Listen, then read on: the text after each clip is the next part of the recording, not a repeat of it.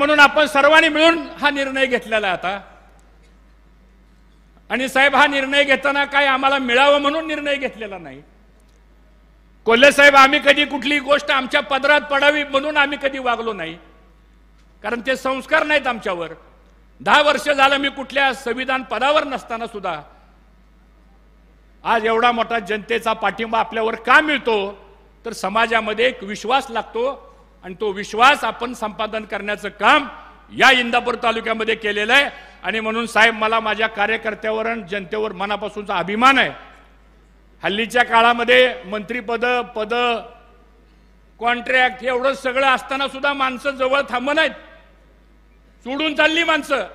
पण आज 10 वर्ष आमच्याकडे कुठलीही सत्ता नसताना सुद्धा एवढा जनसमुदाय आपल्या बरोबर राहिलेला आहे। हा स्वाभिमानी कार्यकर्ता, स्वाभिमानी मतदार आहे, याचा आम्हा सर्वांना मनापासूनचा आनंद आहे।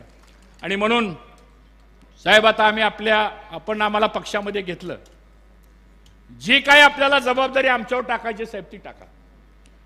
पक्ष संघटनेची टाका, कार्यकर्ता म्हणून टाका, पक्ष वाढवण्याच्या संदर्भातली जबाबदारी द्या। पण दिलेली जबाबदारी हर्षवर्धन पाटील हा शब्दाचा पक्का आहे, असं आत बाहेर करणाऱ्यापैकी मी नाहीये सांगतो। हा जे असेल ते स्पष्टपणानं बोलायचं, कारण खोटं हे लवकर पटतं पण दीर्घकाळ टिकत नाही। सत्य कदाचित लवकर पटत नाही पण सत्य दीर्घकाळ टिकतं, ही राजकीय शिकवण आपल्याला मित्रांनो मिळालेली आहे। आणि म्हणून आपल्याला ह्या पद्धतीने पुढे आपल्याला मित्रांनो वाटचाल करायची। मला साहेब बऱ्याच लोकांनी प्रश्न विचारला, म्हणजे तुम्ही ती पक्ष का सोडला? काय लोकांनी मला सांगितलं, हर्षवर्धन पाटील तुम्ही पक्ष बदलला, कारण सांगा मला। फार मीडियावाली रोज माझ्या मागे लागले। मी त्यांना एकाच वाक्यात सांगितलं की लोकशाहीमध्ये पक्षापेक्षा जनता श्रेष्ठ आहे। पक्ष कोण घडवतं? जनता घडवते। आणि ज्या वेळेस जनतेने मला आवाज दिला की भाऊ आपल्याला हे करायचंय, मी जनतेचं ऐकलं सांगतो। 95 ला जनतेनं सांगितलं, मला उभा केलं। 99 ला जनतेनं सांगितलं, तुम्ही मला उभा केलं। 2004 ला आपण सांगितलं, मी उभा राहिलो। 9 ला उभा राहिलो, 14 ला उभा राहिलो, 19 ला आपणच सगळेजण म्हणाला आपल्याला भारतीय जनता पक्षात जायचंय। ठीक आहे म्हणलं, आपली शेवटी जनता सांगेल ते आपल्याला ऐकावं लागेल।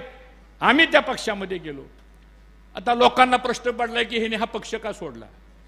त्यांचे नेते देवेंद्र फडणवीस साहेबांची माझं 2 तास चर्चा झाली आणि मी त्यांना सगळं सांगितलं माझी काय अडचण आहे, त्यांनी मला सांगितलं त्यांची काय अडचण आहे।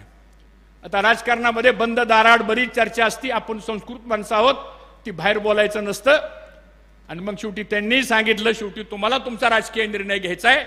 म्हणलं साहेब, माझा व्यक्तिगत निर्णय नसून या इंदापूर तालुक्यातल्या जनतेचा आग्रह असा आहे आणि मला तो आग्रह नाकारता येणार नाही। मग त्यांनी काय पर्याय ठेवले माझ्यासमोर, हे देतो ते देतो। म्हणलं साहेब, ते देण्याच्या पलीकडे आता आमची जनता गेलेली आहे। आता ते देण्याच्या पलीकड जनता गेलेली असल्यामुळं उद्या जर मी काय एखादी गोष्ट तुम्ही सांगितलेली जर स्वीकारली तर तिथं हर्षवर्धन पाटलाचा व्यक्तिगत स्वार्थ दिसेल। मी राजकारण, समाजकारण व्यक्तिगत स्वार्थ कधी करत नाही, तर जनतेच्या स्वार्थाकरता राजकारण करतो। आणि म्हणून आपण राष्ट्रवादी काँग्रेस पक्ष, पवार साहेबांच्या पक्षामध्ये आपण आज या ठिकाणी प्रवेश करण्याचा निर्णय घेतलेला आहे। साहेब, 10 वर्ष ह्या तालुक्यामध्ये खूप अन्याय झाला साहेब सांगतो। मला जुन्या गोष्टी इथं काढायच्या नाहीत साहेब सांगतो, पण ह्या तालुक्यामध्ये गावगावचा कार्यकर्त्याला विशेषतः मागच्या ह्या 2-3 वर्षात तर खूप त्रास झाला। आणि मग परिस्थिती आज तालुक्यातली जर आपण बघितली तर साहेब, तुम्ही ज्या पद्धतीने राजकारण, समाजकारण भाऊंनी केलं, तशाच पद्धतीचं राजकारण, समाजकारण आम्ही जयंतरावजी आम्ही सगळेजण करत होतो। दादा होते बरोबर, पण असल्या थराला आपण कधी गेलो नाही। पण आज काय परिस्थिती निर्माण झालेली आहे, कुठलंही काम टक्केवारी दिल्याशिवाय होत नाही। एक नवीन वर्ग आता या भागामध्ये तयार झालेला आहे, त्याला रोहित दादांनी शब्द वापरला, मलिदा गँग सांगतो तुम्हाला। बरोबर आहे ना? होय का नाही? आता हे का घडायला लागलेलं आहे? त्यामुळे साहेब, याच्यामध्ये जाती जातीमध्ये तेढ निर्माण झाले। चांगला गुन्ह्या गोविंदानं चाललेला हा बारामती लोकसभा मतदारसंघ, इंदापूर तालुका, ठीक आहे, राजकारणामध्ये कुणी कुणाला मतं दिलं हा ज्याचा त्याचा वैयक्तिक प्रश्न आहे, लोकशाही आहे. पण ह्याच्या पलीकडे जाऊन ज्यावेळेस अशा घटना घडतात त्यावेळेस सामान्य माणूस त्या ठिकाणी खूप हवालदिल होतो. आणि तशी परिस्थिती आज या तालुक्यामध्ये निर्माण झाली. आणि म्हणून साहेब लोकांचं चीड आहे की यावेळेस इंदापूर तालुक्यामध्ये येणाऱ्या विधानसभेला तुम्हाला साहेब जो निर्णय घ्यायचा आहे तो तुम्ही निर्णय घ्या, कारण तुम्हाला काही वेगळं सांगण्याची आवश्यकता नाही. तुम्हाला जो निर्णय तुम्हाला घ्यायचा आहे तो साहेब निर्णय घ्या.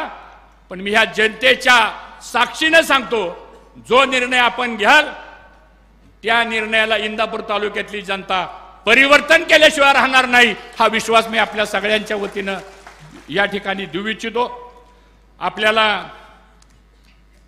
विषय खूप बोलण्यासारखे आहेत, परंतु मी अधिक आपला वेळ घेणार नाही.